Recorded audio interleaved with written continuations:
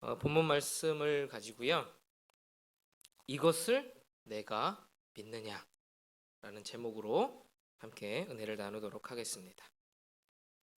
혹시 라자루스 신드롬이라는 말을 들어보신 적이 있으신가요? 정답을 이야기하지 않으셔도 됩니다. 라자루스 신드롬. 이 라자루스 신드롬을 한국말로 하면 나사로 증후군이라고 합니다. 이 나사로 증후군은요, 숨이 이제 직전까지 가던, 그래서 심폐소생술을 하던 사람이 이제 의학적으로 사망의 진단을 받고 의학적인 도움 없이 자발적인 호흡으로 돌아올 때, 그때를 나사로 증후군 이렇게 이야기한다고 합니다. 놀라운 일이죠. 자발 호흡을 할 수 없는 사람이, 그래서 심폐소생술을 했는데 그것마저도 실패했는데 한 5분에서 10분 후에 자발적으로 호흡이 돌아오는 그런 경우가 가끔 있다고 합니다. 이 증후군은요, 오늘 본문에 등장하는 베다니 나사로, 그의 이름을 따서 붙이게 되었다고 합니다. 1982년도에 학계에 처음 보고되었다고 하는데요.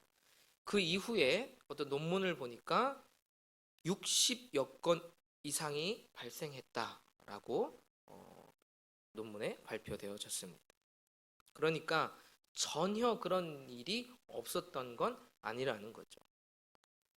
한 60여 건 이상이 그렇게 나사로 신드롬, 나사로 증후군처럼 정말로 신비스러운 일이 나타난 거죠. 사망 선고를 했고 모두가 다 의학적으로 설명할 수 없지만 갑자기 호흡을 했다고 한번 가정해 봅시다.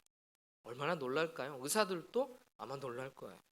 정말 신비스러운 일이 아닐 수 없습니다. 이 나사로 증후군은요, 의학적으로 사실 이렇게 설명하기는 어렵지만 뭐 인간의 우연이다, 운이다, 이런 예측 불가능한 신비스러운 일이다라고 치부하자면 또 뭐 그럴 수 있을 가능성도 있어 보입니다. 그런데 이 나사로 증후군과는 다르게 오늘 본문에 등장하는 베다니 나사로의 경우는 사실 전혀 다릅니다. 오늘 본문 17절에 보면 나사로가 무덤에 있은 지 이미 나흘이다 라고 이렇게 기록하고 있습니다.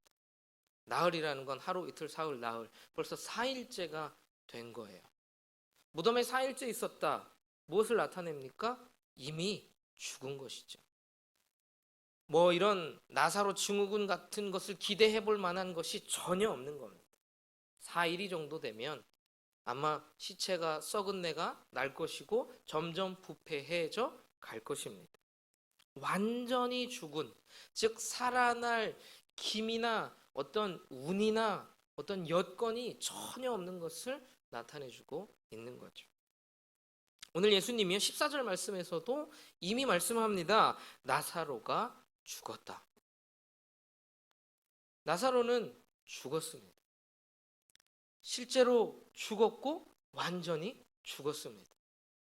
그런데 오늘 본문에서 놀랍게도 죽은 나사로가 다시 살아났습니다.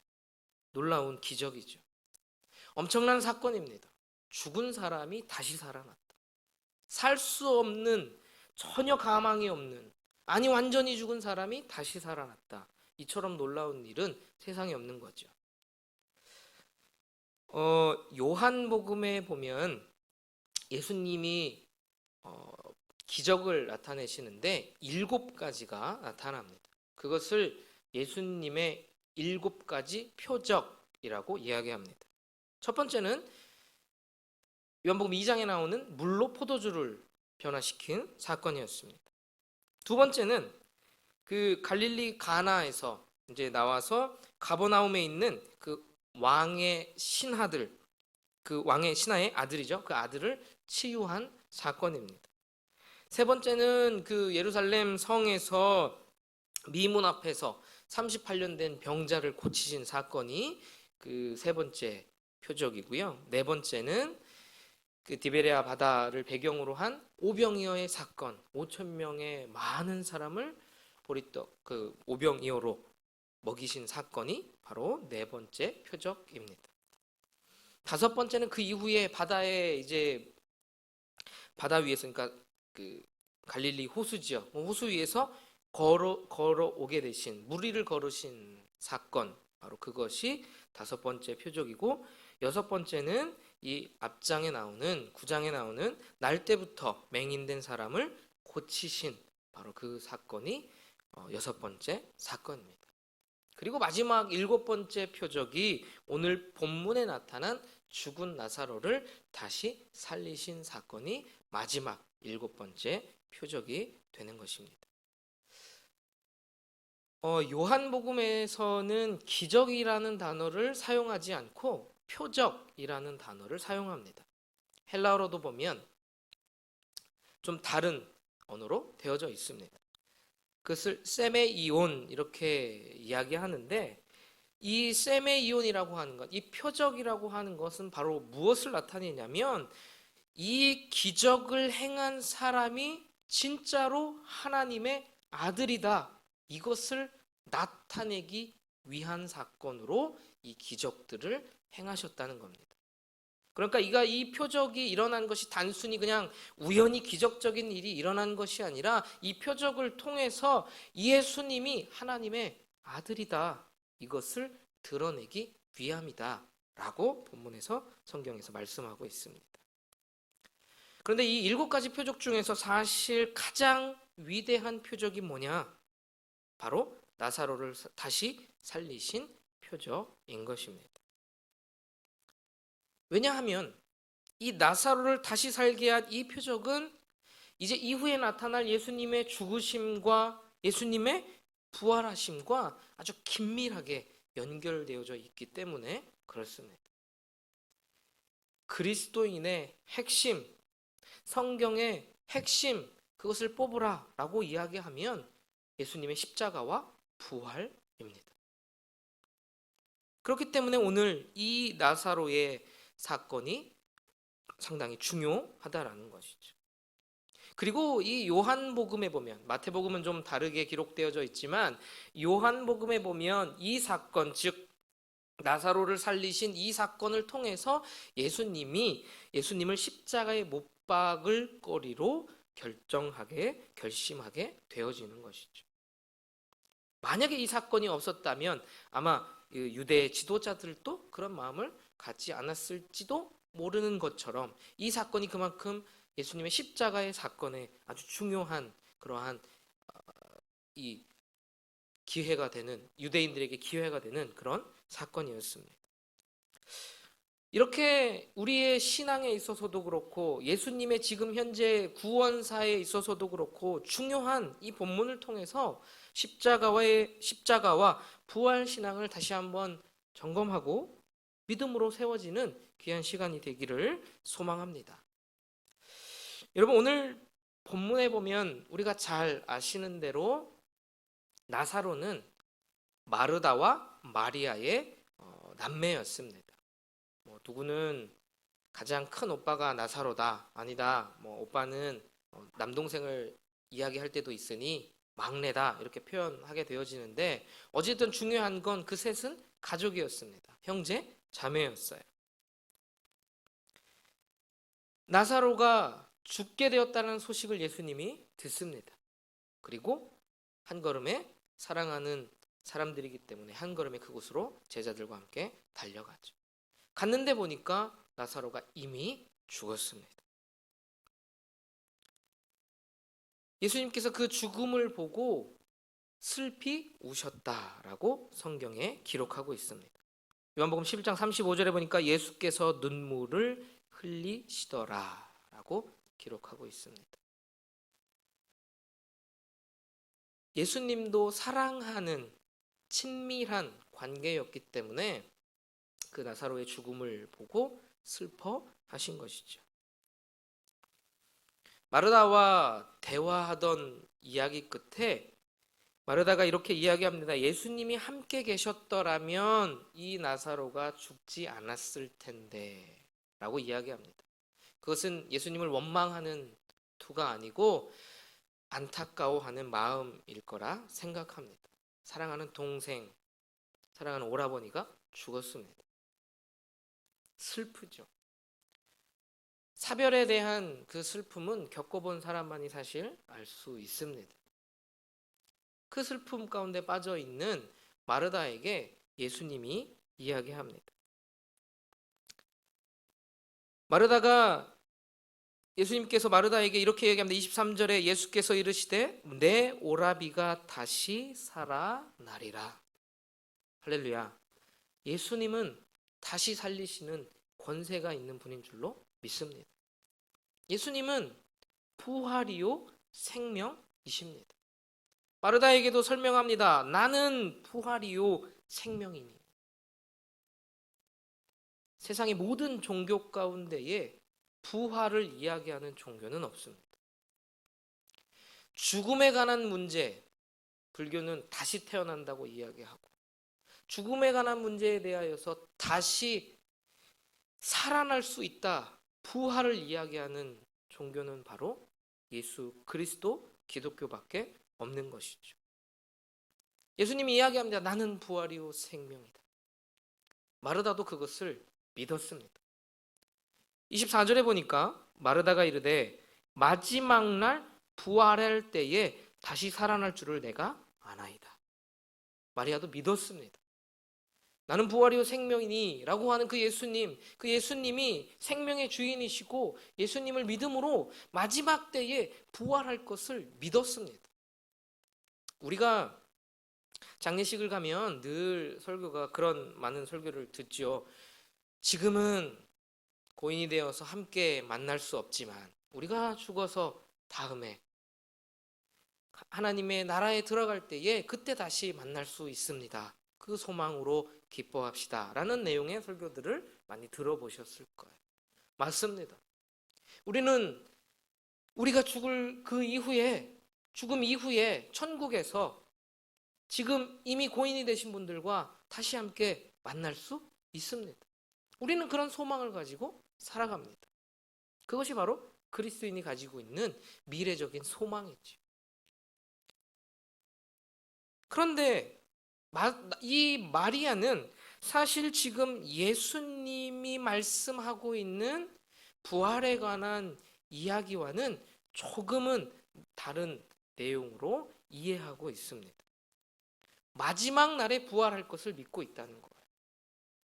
예수님 지금 마르다에게 그리고 마리아에게 많은 사람들에게 말씀하기를 지금 나사로가 살아날 것을 생각하시고 말씀하신 거예요. 지금 현재 나사로가 살아난다는 거죠.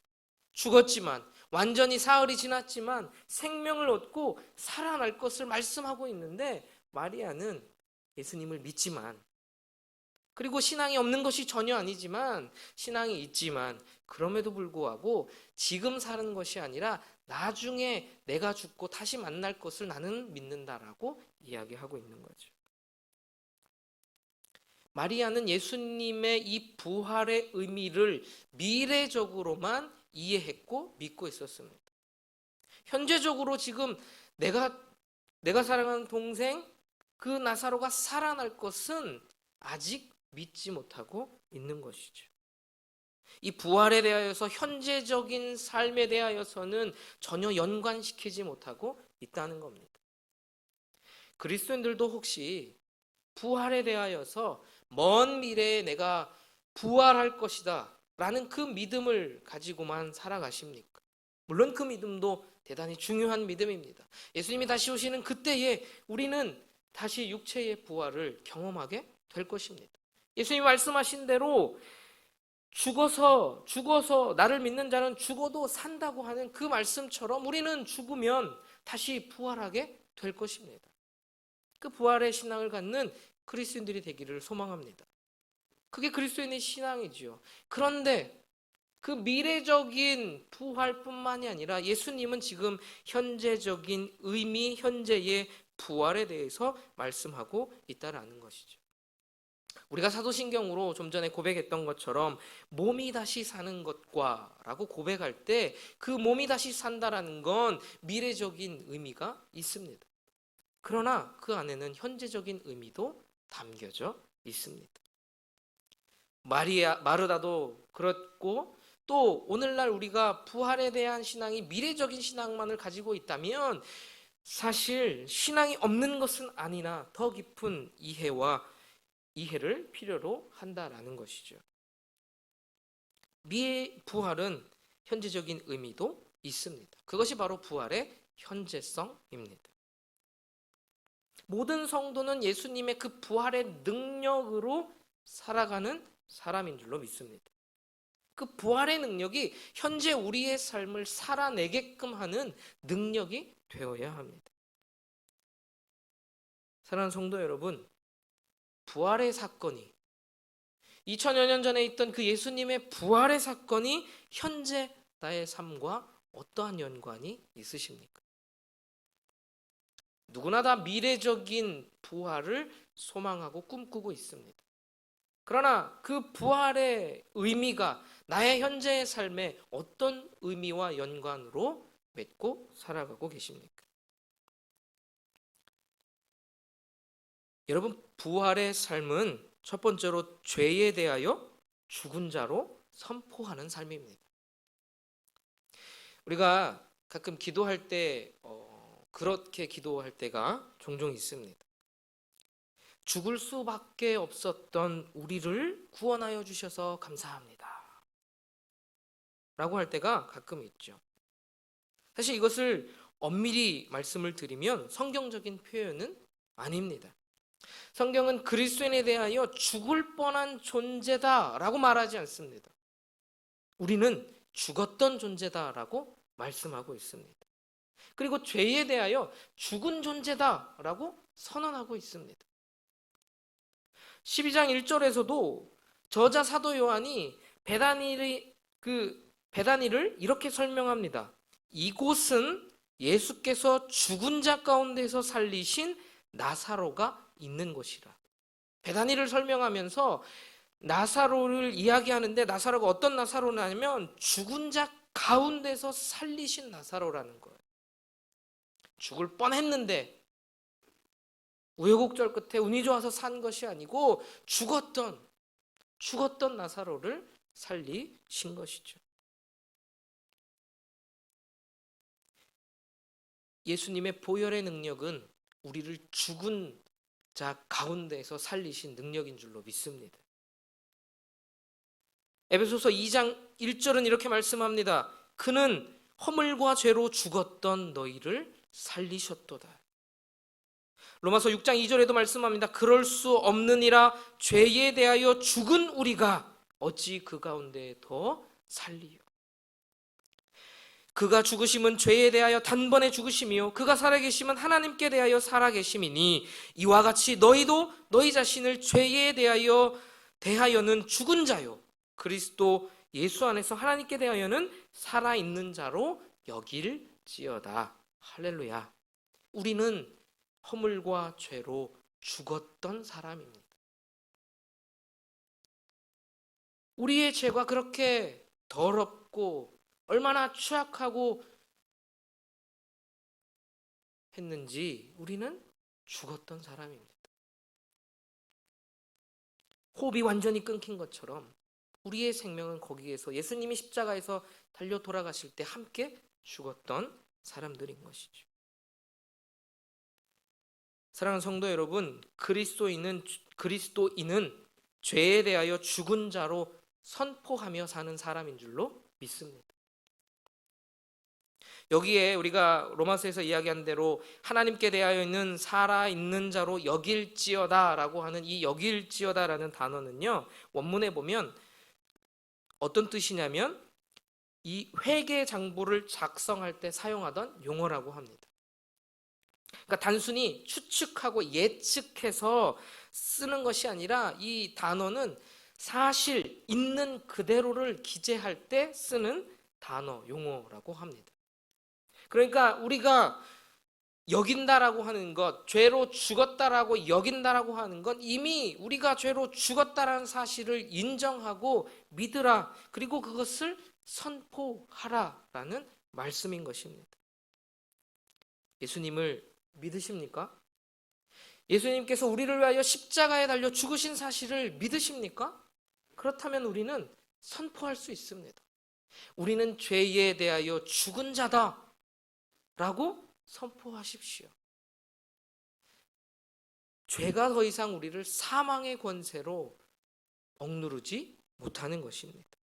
예수님이 죽으셨을 때 우리는 그분과 함께 그 죄에 대하여 죽은 자입니다. 예수님께서 대신 죽으셨기 때문에 그렇습니다. 그를 믿는 자마다, 부활의 첫 열매가 되신 예수 그리스도를 믿는 자마다 죄에 대하여 죽었다라는 것입니다. 여러분, 부활은 죽기 전에는 일어날 수 없는 일입니다. 단순히 그냥 몇 분, 3분, 5분 차이로 다시 호흡이 돌아오는 그런 것 말고, 부활했다라는 것은 정말로 죽었기 때문에 다시 살아나는 것입니다. 우리가 부활의 소망에 현재적으로 살아갈 수 있고 소망할 수 있는 것, 그것은 바로 우리가 죄에 대하여 죽었다라고 선언하는 것입니다. 그 죄가 나를 더 이상 무너뜨릴 수 없고, 그 죄가 더 이상 나를 괴롭게 할 수 없다라는 사실. 사망아, 너희가 무엇이길래 쏘느냐라고 사도 바울은 로마서에서 말씀하고 있습니다. 그리고 갈라디아서 2장 20절에서 이렇게 말씀합니다. 내가 그리스도와 함께 십자가에 못 박혔나니 그런즉 이제는 내가 사는 것이 아니요 오직 내 안에 그리스도께서 사시는 것이라. 이제 내가 육체 가운데 사는 것은 나를 사랑하사 나를 위하여 자기 자신을 버리신 하나님의 아들을 믿는 믿음 안에서 사는 것이라. 할렐루야.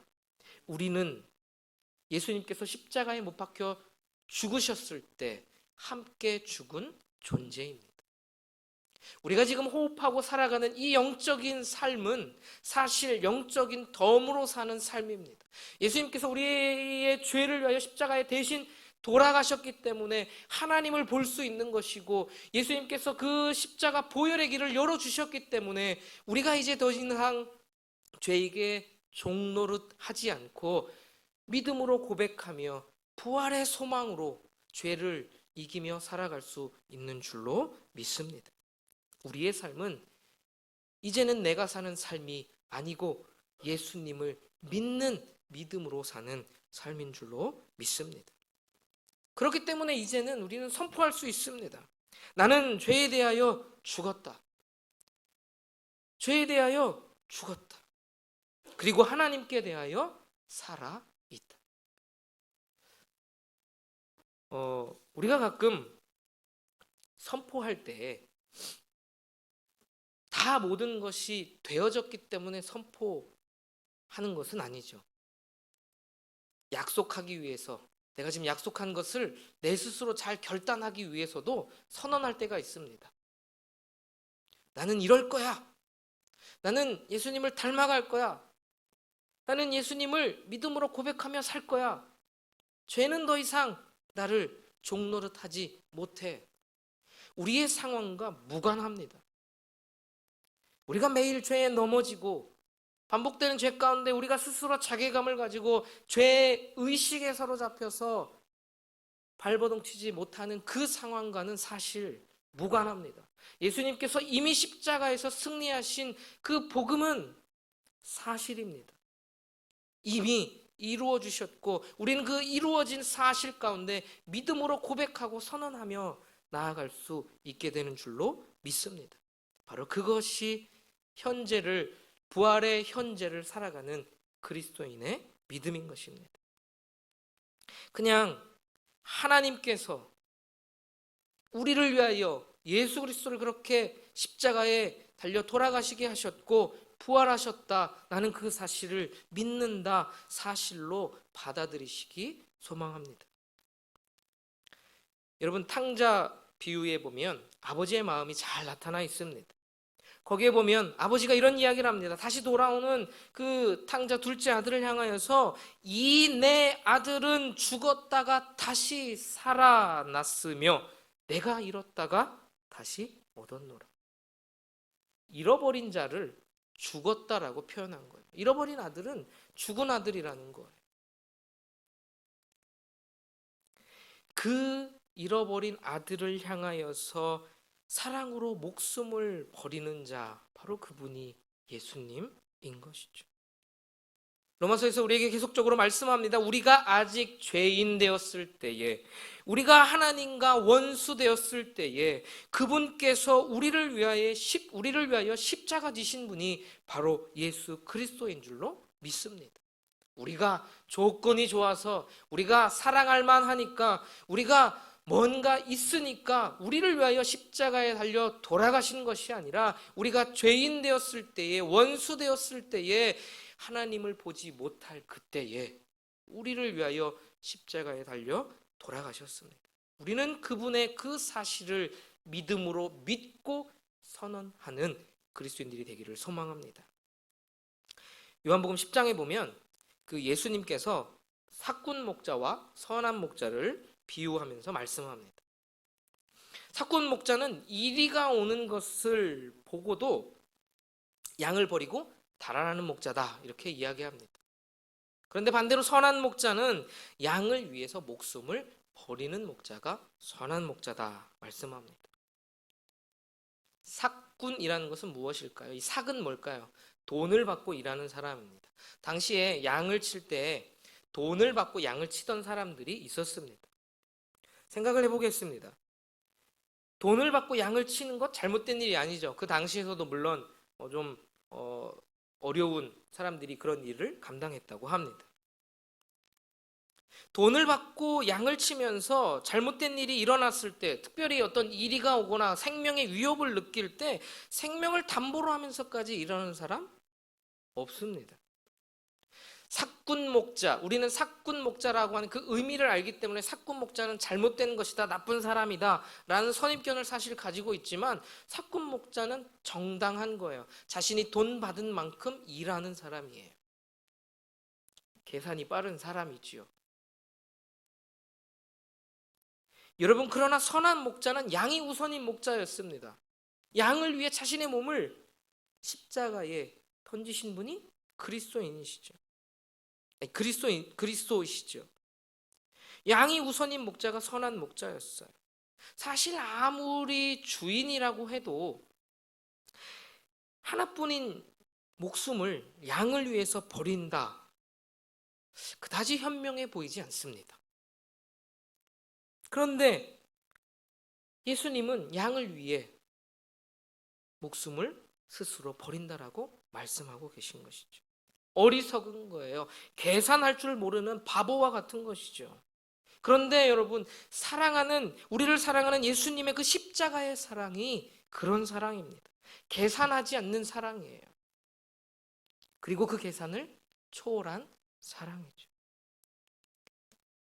우리가 그 십자가를 믿는다라는 것, 내가 십자가에서 죽었다라는 건 그 사랑을 받았다라는 것입니다.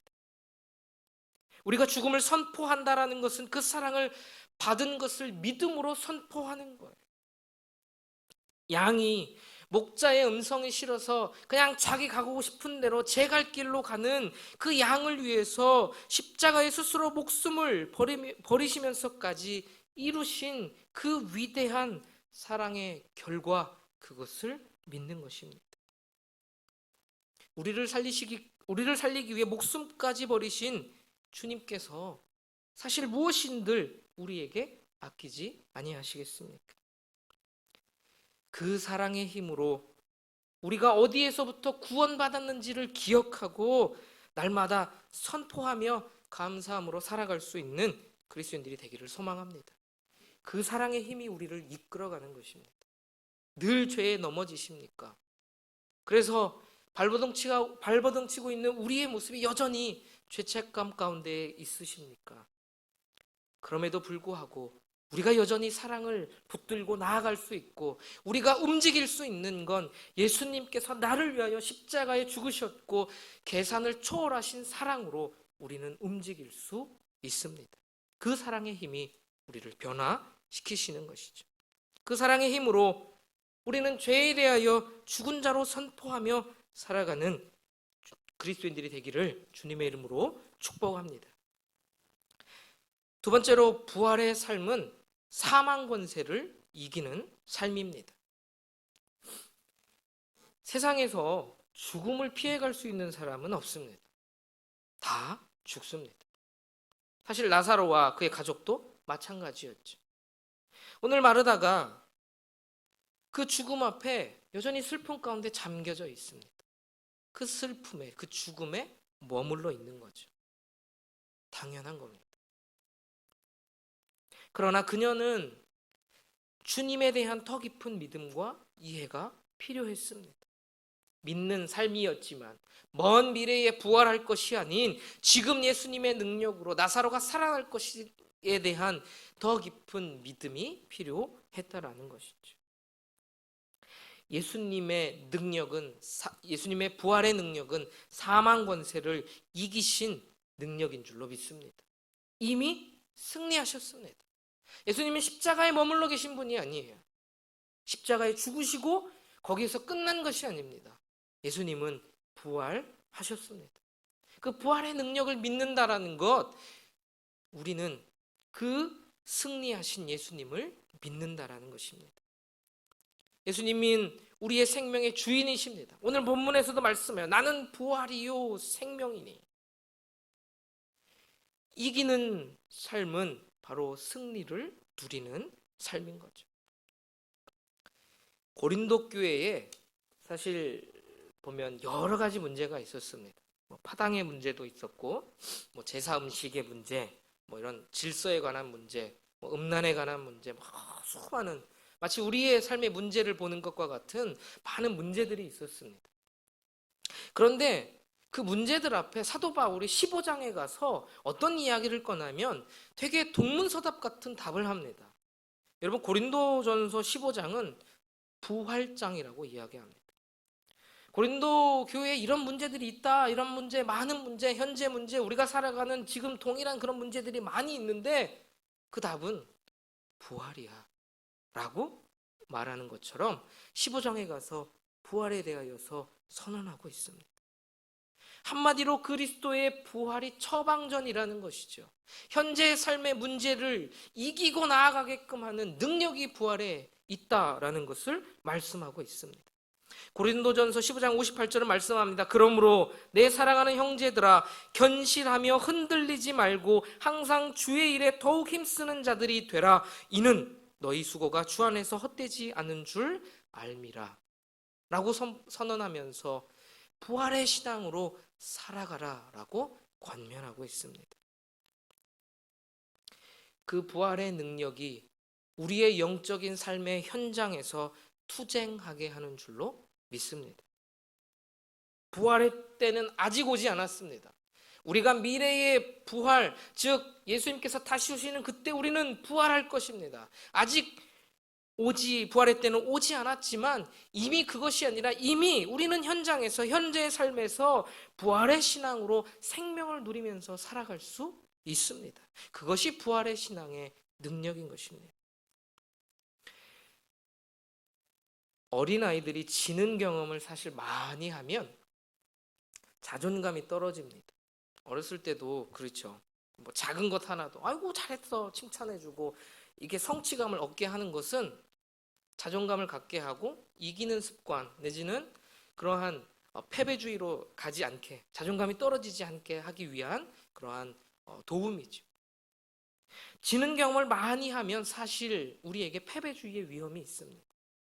코로나로 인해서 여러 가지 문제들로 인해서 악재들이 겹쳐질 때 왜 나는 안 될까? 왜 우리의 가정은? 왜 우리의 교회는? 왜 지금 이 나라는 우리의 삶에 앞혀져 있는 문제들 앞에 그렇게 반응하며 나아갈 때도 많이 있다라는 것이죠. 그럼에도 불구하고 우리가 이러한 상황 가운데에서도 승리할 수 있는 것은 예수 그리스도께서 사망을 이기시고 부활하셨기 때문입니다. 그 부활의 신앙으로 여전히 우리의 삶은 어렵고 힘들고 버티기 어렵지만 그럼에도 불구하고 승리하신 주님을 바라보고 승리를 선포하고 누릴 수 있는 그리스도인들이 되기를 소망합니다. 싸움을 잘하는 사람이 혹시 누군지 아십니까? 저는 아닙니다. 싸움을 잘하는 사람은 힘이 센 사람, 몸이 좋은 사람이라고 생각하기 쉽습니다. 물론 뭐 그럴 수 있죠. 그러나 여러분, 싸움을 잘하는 사람은 누구냐? 힘센 사람, 몸이 좋은 사람도 아니고 맞았지만 얻어맞았고 엎어져 있고 그랬지만 다시 오뚜기 같이 일어나서 다시 싸우는 사람입니다. 넘어지고 쓰러지고 엎어졌지만 다시 일어나서 싸우는 사람, 그 사람 당해낼 자가 없는 거죠. 그 사람이 승리하는 겁니다. 격투기 선수 중에 UFC 패더급 세계 랭킹 4위인 정찬성 선수가 있습니다. 그분의 별명이 코리안 좀비입니다. 왜 이런 별명을 얻게 됐냐? 어떤 시합에서 계속 맞습니다. 어퍼컷을 맞고 뭐 레프트 라이트 계속 맞습니다. 맞는데 계속 일어나요. 계속 일어나서 다시 싸우는 거야. 힘들고 어렵고 맞았지만 주먹을 다시 내는 거예요. 결국 승리했습니다. 그리고 그에게 얻어진 별명이 코리안 좀비였던 거죠. 우리의 삶에 넘어져 계십니까? 쓰러져 계십니까? 갈 길을 몰라 방황하고 할 수 없다라고 생각이 되십니까? 그럼에도 불구하고 우리는 일어날 수 있습니다. 왜냐? 예수 그리스도께서 승리하셨기 때문입니다. 부활하셔서 승리하신 주님을 기억하고 그 주님을 믿음으로 선언하며 승리를 누릴 수 있는 그리스도인들이 되어지기를 소망합니다. 두려움은 우리를 사로잡습니다. 아직 일어나지 않았지만 두려움에 사로잡게 해서 그 두려움에 머물게 합니다. 죽을 것 같은 두려움에 마르다는 사로잡혀 있었죠. 그러나 그에게는 그 두려움을 이길 만한 신앙이 필요했던 것입니다. 예수님이 그에게 말씀합니다. 나는 부활이요 생명이라고 선언합니다. 나를 믿는 자는 죽어도 살겠고 무릇 살아서 믿는 자는 영원히 죽지 아니하리라. 이것을 내가 믿느냐? 오늘 우리에게 예수님께서 말씀합니다. 이것을 내가 믿느냐? 우리의 부활 신앙은 먼 미래에만 해당되는 신앙이 아닙니다. 현재 우리의 삶을 승리하게 하고 현재 우리의 삶에서 죄에 머물러 있게 하는 것이 아니라 죄를 깨치고 이겨나가고 우리가 죄에 죽은 사람으로 여기고 살아가게 하는 그 믿음이 바로 부활의 현재의 승리의 믿음인 줄로 믿습니다. 우리는 삶에서 질 수 있지만 주님은 승리하셨습니다. 그 예수님을 닮아 따라가는 승리하는 그리스도인들이 되어지기를 소망합니다. 이 시간에 함께 기도하겠습니다.